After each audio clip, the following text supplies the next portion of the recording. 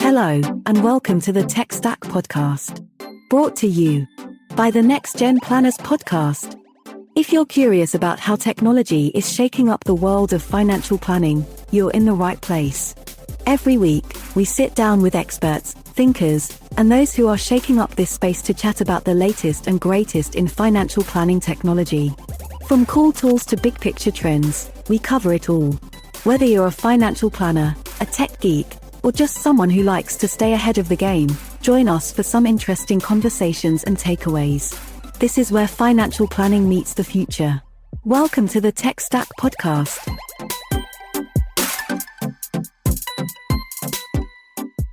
Hello and welcome to the Next Gen Planners podcast. This is a special TechStack episode and we've got Fritz from F2 Strategy. Hi, Doug, you okay?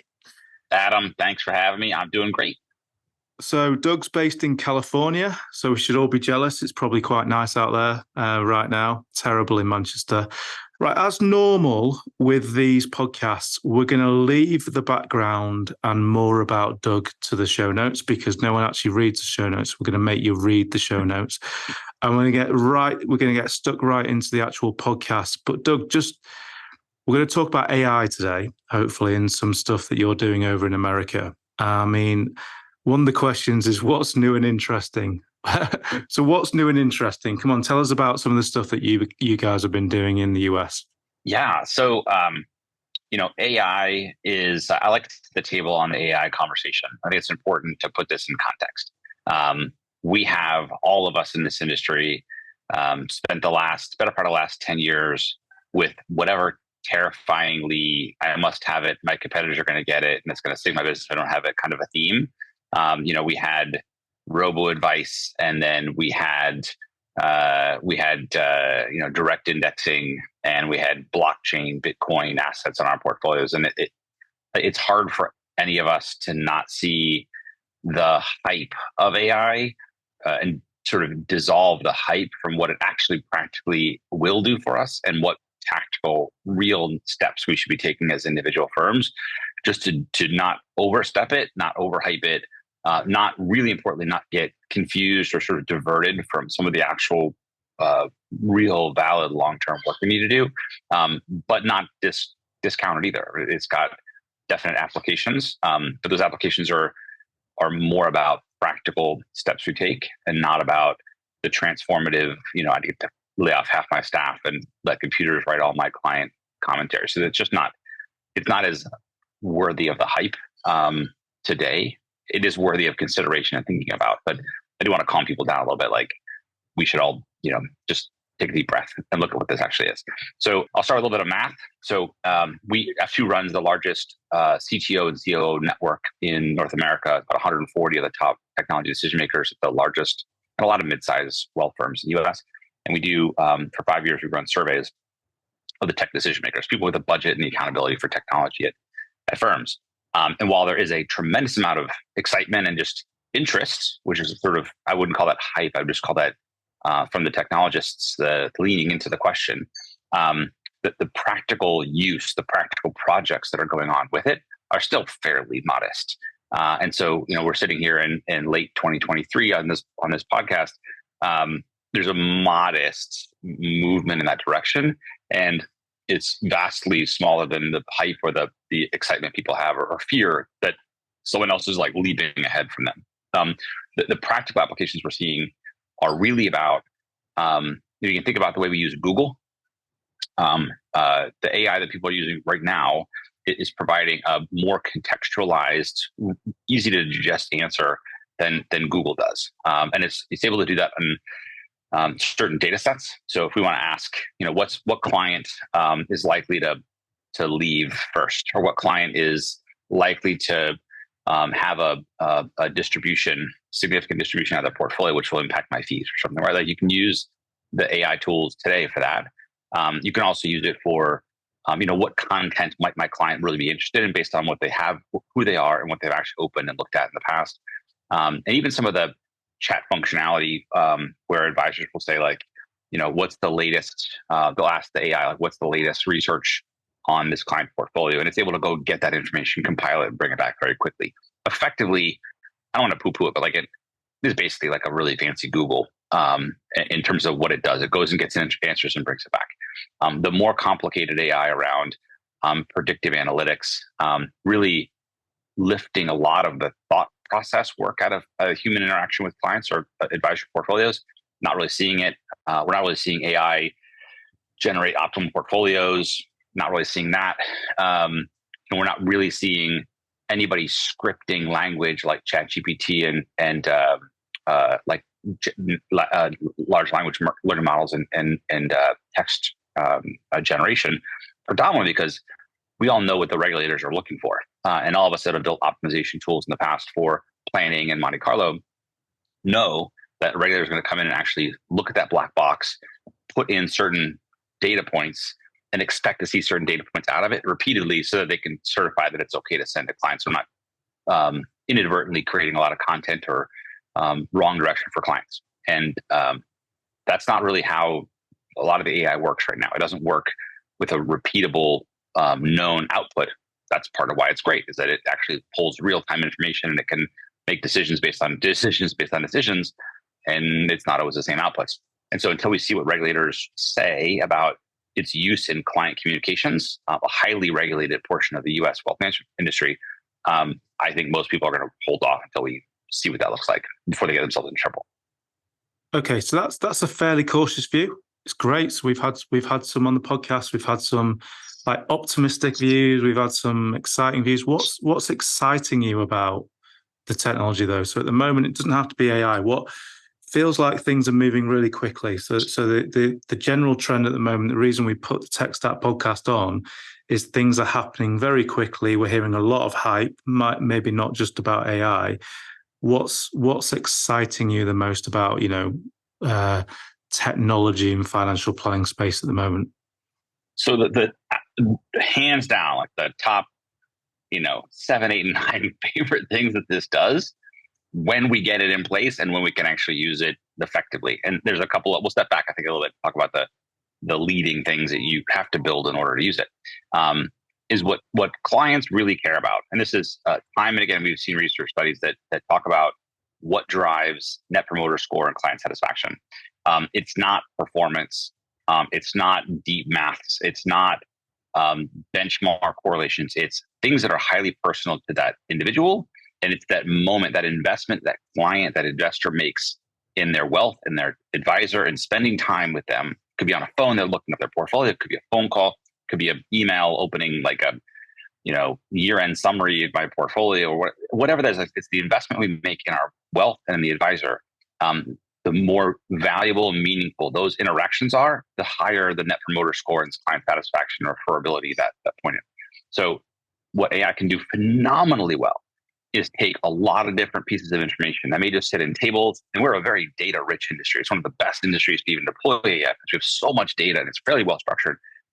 Is pull that information together, translate it in a way that we know the client really cares about something. So it could be, the age of the client, the number of kids, the information, even words they've used in talking about their portfolio and their goals in the past, and use that content, that knowledge, and that data to craft a really good message that hits right in the right spot at the right level of depth that really resonates with our clients. And it's still an advisor, right? We're still not displacing the advisor in that conversation, but we're giving the advisor, who's also very time poor and very strapped for too much information and all these compliance things that she has to do, but it gives her the ability to quickly generate that content for the client and have a much more personal, much more like in-depth conversation. And that makes moms and dads and grandmas and grandpas happy, right? That makes they prepare for their kids' schooling and their retirement. Like it's just a really good human side of our industry that AI is phenomenally good at. But like I said, it takes and will take us a while to get to that level of detail. But even the idea to me seems so far-fetched at the moment because, I don't know about the US, but in the UK, we have back office CRMs and getting access to data really quickly is very difficult, quite clunky. Do you think that AI, artificial intelligence, think that will change really quickly in terms of, being able to get access to key content, key data? Will that become within the next 12 months the new thing? No, and that's the hard work, right? Like that's honestly that getting your data into a state and into a location that you can even bring in tools like that, that is the hard work. And if I have a worry right now, it's that people are going to chase, or people, folks will sell solutions to people, which is worse than them chasing them themselves, in my opinion. These ideas that AI can come in and just, forget about the structure, forget about, spending the time of getting your data together and looking at data quality. Just use my tool and it'll pull information out of your CRM. It plugs instantly into Salesforce or Microsoft. And people will say, yeah, it looks shiny. They got two logos of some firms I know on their website. I guess they're legit. Let's go. And they use AI, but it focuses on one location of data. So it could be the custodian, it could be the accounting system, it could be the billing system, it could be the planning system, it could be the CRM. Because if you haven't brought that data together, AI is not going to go back and forth easily. I mean, it needs it to be in one place to generate and look, especially if you're using it in a lockdown and a compliant way. Some of the things about ChatGPT actually, which is interesting, but also from a regulator standpoint, terrifying, is it can go outside of the organization. So it can take your client information, go outside of the web and go pull stuff back. And there are ways around that to sort of not send client PI data outside. But it's that hard work that people need to do to get their data organized and architected, just not even for AI, but like for reporting and for my dashboard and for my CRM, all the stuff that's just natively part of your business that also is great for plugging AI into it. Our worry is that people aren't doing that. And it's the way that the systems work and data works, you need to bring it together for AI to really know what it is and how to go after it. And so that's usually our first step when someone says they want to do something in advanced analytics, like, let's look at your data. So the threat that you're seeing is like, regardless of AI, messy data is always going to be messy data. So is a lot of your advice at the moment to get your data in the right way, ready for this time? Yeah, without trying to sound over emphatic about this, getting your data right, in my professional, former CTO opinion, is the path that firms will either be on for the next 20 years and they'll be successful and they'll grow, or they'll have ignored it and they will be struggling for the next 20 years just to keep up with their peers. It's one of those dividing lines right now in the industry where there's truly the haves and the have-nots, and some great firms, not even like the larger of the firms, but great firms that have their data organized are able to bring advisors in quickly. They're able to do more with their clients. They're able to have advisors manage more clients more effectively because they have all that data organized and ready to go. And those that have just ignored it, because like we kind of joke, but data doesn't have a verb. There's no verb for data. It's just a noun. And everything else we do, planning, portfolio, construction, performance, they're all like verbs. They're all like action things that you can see and visualize and have a client experience around them. Data ain't got no verb, so it struggles because of that. And there's always the verbs around it that people don't really pay attention to. So most executives that we've talked to for the last 10 years struggle to fund the data projects because it doesn't have an identifiable immediate value. Hello, just a quick reminder that TechStack Live is coming to you on the 15th of March 2024. TechStack Live is a brand new virtual summit in the world of financial planning, and this completely virtual event is packed with specialist speakers, awesome panel sessions, and our brand new Tech Innovator Awards 2024. And the best part of all, it is completely free to attend. So reset your perspective and stay ahead in the world of financial planning. Secure your spot now at techstacklive.com. We can't wait to see you there. I mean, most of our audience, I'm guessing, there might be a few others, but most are small firms, small financial planning firms based in the UK. What do they need to be doing right now to get ready for this opportunity?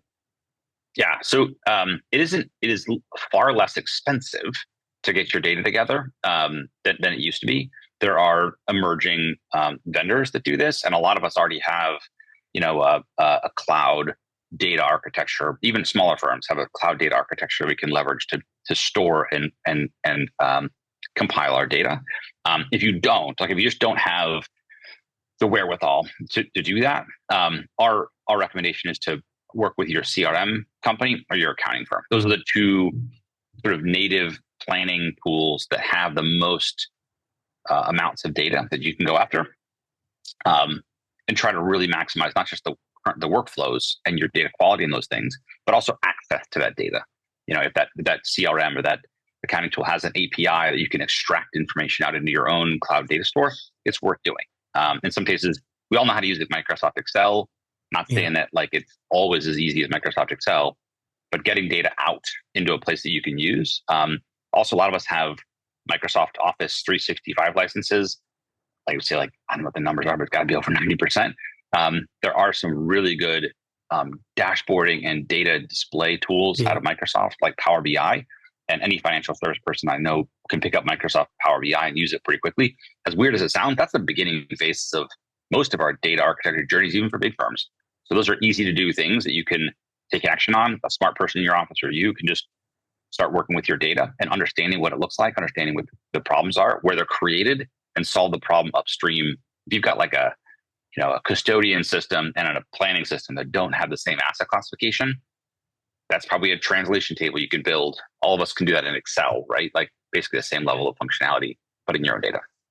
Yeah. So for the nerds out there, Power BI is really good fun. I love playing around with it. So get the data in order. We get ready for this boom. Do you feel like it's going to be? It might not happen quickly. Do you feel like it's going to be a big moment in our sector? So I think it depends on the size of the firm. This is one of those cases where the very largest of firms, the HSBCs of the world, are going to have a lot more firepower. They're also going to be slower to move, but when they get moving, they're going to move quickly in that direction. For smaller planning shops, we're going to look at the vendors. Right, the vendors are going to be able to start talking about their CRM integrations. That's a big indicator. If you've got a CRM and a planning tool that talk to each other, you've got a lot of the building blocks for utilization of AI in place pretty quickly. There are also ways to go out and actually work with some of the smaller consultancies in the country that are pretty good at taking your data and kind of running some projects with them. A lot of also AI companies are looking for pilot or sort of beta users, and that's just kind of using someone else's money. A lot of them are really well funded. Secretly they're incredibly well funded, so they don't have to make money on every transaction. Keep that in mind, that you could be, the magic solution to someone else investing a ton of money in you and your business, and you don't have to pick up the check. So let someone else do that work. So be smart about that and find ways to use someone else's time and money for your benefit. I love that. I love that idea. Yeah. Go and speak to them and be a beta tester. Obviously, not with too much confidential data. So what are the opportunities? Let's make some bold predictions. Obviously, you're very well positioned. Let's make some bold predictions over what you think we might see from the sector over the next few years. Yeah, I mean, on the AI context, we're going to start having a lot more use and ability of just running some of the language model scripting for advisors. Now, the regulators are going to come in and say, can't share that with your clients. And I get that. But if you're able to tell me, it's a great example is my client's in the waiting room of my office and there was no meeting, but she was just, walking down the street, saw the office, said, I'm going to pop in and we're going to have a conversation. And you have 5 minutes to get ready for a conversation that you usually spend hours and hours and hours to plan for. That is one of the best use cases for AI. Because those tools are able to look at, ultimately, I'm talking like the larger vision here of like a practical thing that'll happen. They'll be able to pull performance, the data from the ETFs that you're using, the valuation of the portfolio increase, and the transactions that we had, and kind of when and how effective those were. Sort of our advisor alpha are planning out, information about the next 12 months that life things that are going to happen. She's going to be, retiring soon. What do we need to do in preparation for retirement in terms of sort of relocating assets? All of that can be done effectively in the snap of a fingers. It sounds like a bit of a hoax, but it truly happens almost instantaneously. And I just get bullet points and some context. And I'm able to sit down with her and say, great to see you. I've been thinking about you all day. I pulled some information, just in hopes that you'd walk by the street, right? Like, here's a PDF of this stuff. Hand that off to her. Talk about all these critical points in detail. And the advisor didn't have to spend really any time thinking about it. The AI can go and gobble all that stuff up, compile it into bullet points, and give me the talking points that I need to have those conversations. Like, that's the kind of stuff that are going to make people absolutely fall in love with. It's going back to the Google concept, right? I don't know how we found out things before Google. Like going to the library or encyclopedias, I guess. Like now it's just anything you have a question on, you can go to Google, and you got to know how to use it, right? Google's going to give you some bad answers first, but we've all become pretty adept at figuring out the answers using internet. Yeah, I mean, it's actually scary when you think about maps these days. Like, yeah, I think Google have just today announced they're rolling AI into Google Maps, so that'll be a new generation. But the idea of getting somewhere without a map, on your phone is just your car knows where to go, and now they just drive you there, right? So like that's the kind of stuff that we're talking about. It will be ubiquitous. I mean, we won't remember the time. We'll look back and say, do you remember the time we used to spend 2 hours to get ready for an annual client review? 2 hours. Unbelievable. 2 hours. Yeah. And that's the problem that, it does happen that quickly. So it's kind of, how do we get ready for this? Obviously we talked about data, but how do we get ready for this mindset shift that's going to happen in the next few years? There's a little bit of it that's just good old fashioned, meat and potatoes. I mean, you just got to, the meat and potatoes, know why clients choose you. This is one of those stupid questions we ask every single engagement we have. We ask the president of the wealth firm, big and small, why do people work with you? What is it about you that's so special that someone decided to take all this wealth that they had generated over their life and come and just give it to you to manage? Like, that's a massive investment in trust. Why? And we get terrible answers. I mean, flat out horrific answers. But it's the firms that know that stuff that can use AI or a process or a workflow, a digital client experience, or anything else we're talking about. It just it gives you a lens as a business to focus your energies to continue to deliver on that value. When firms don't know the answer, or worse, they're like, they've been acquired, or they're part of this group that's been acquired by 10 different firms, all with different answers. Man, AI, CRM, planning, performance, anything we do for clients just gets really crappy quickly because we're not actually delivering on an experience. We're not delivering on expectations from our clients. We're delivering on this generic version of like word salad crap that we read everywhere else. And just the brand suffers. So that's just meat and potato stuff. Like, know why clients work with you and know what you're doing to better or improve that. It gives you a lens and a very small target to hit with technology. That's very, very helpful. I think the other one is just think about your current process. Like, if you think about AI, just like Google, right? Just like the internet or just like email, right? It was when we knew how we were working, we could use these tools to be more efficient. There's not going to be a panacea, and it's really disruptive if the technology comes into an organization that isn't really already somewhat prepared for automation and prepared to like eschew things that are not as valuable and focus on the things that are valuable. That's the other one I would say. Okay. And what are the steps that you're telling firms to take now to get ready for this evolution or revolution, however you want to call it?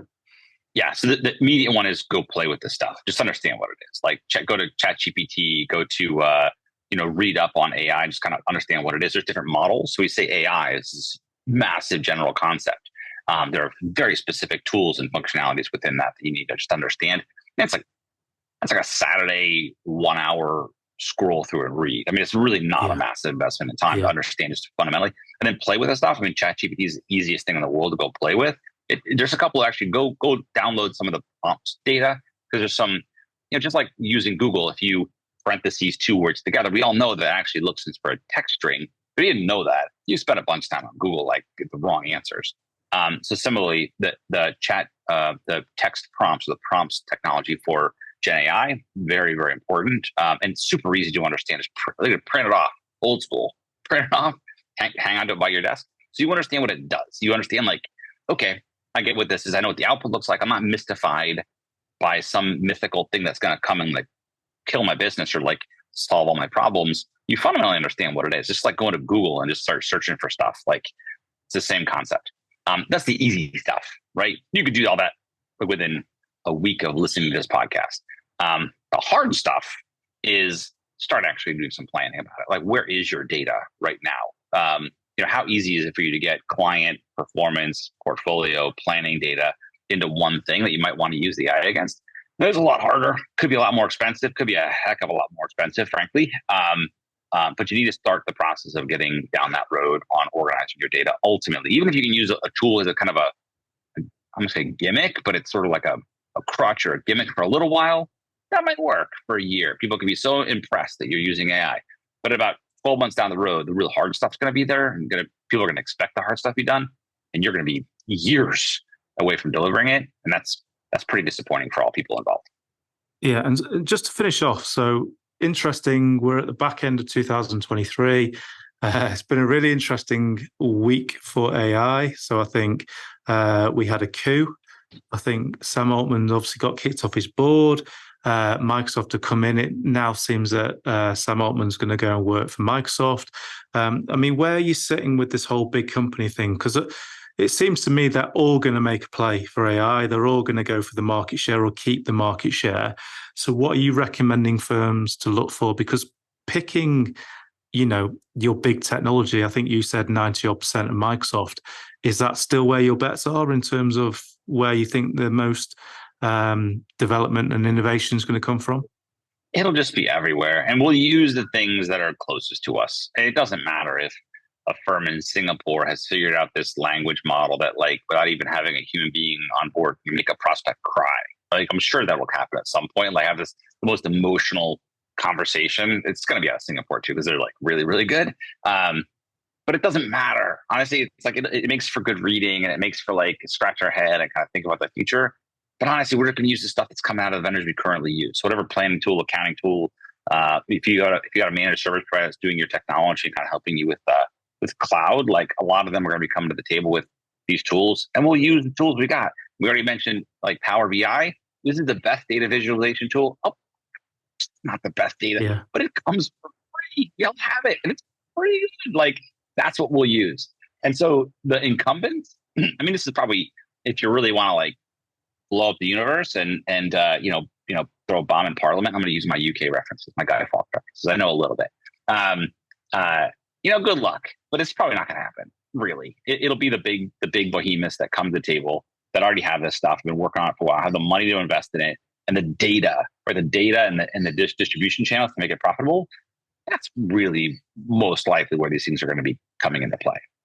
Nice. And Doug, massive thank you for coming on our podcast. You've written a white paper recently. Where can people find and download it?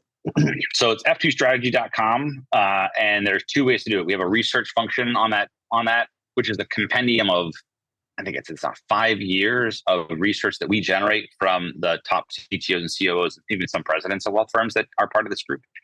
So it's the real. It's like there's some surveys that show like what advisors think, and that's important, but they don't have the tech budget usually, unless it's a small shop. Like what the big guys are doing, it's the person who has the budget. What does she want to do? And so that's on our website. So it's the strategy portion of our insights portion of f2strategy.com. And there's another thing you can do, which is just subscribe. We have a boring compendium of monthly research. It's everything that's happening in the industry basically just dropped in your inbox every month, and it's looks all nice and fancy and it's curated. So it's just one easy way to get a lot of insight, research, data, numbers, math, evidence, et cetera, to make decisions based on peers and benchmarks and math. And that's also helpful. Awesome. And they will be on the show notes. Doug, thank you for coming on the Next Gen Planners podcast. We really appreciate it. Thanks for having me, Adam. Thank you for listening to the TechStack podcast, brought to you by the Next Gen Planners podcast. We hope you enjoyed this conversation and took away some useful nuggets of information. To hear more episodes, please be sure to subscribe and don't forget to leave us a review. For more information about Next Gen Planners and our tech stack, head to nextgenplanners.co.uk/tech-stack. See you soon.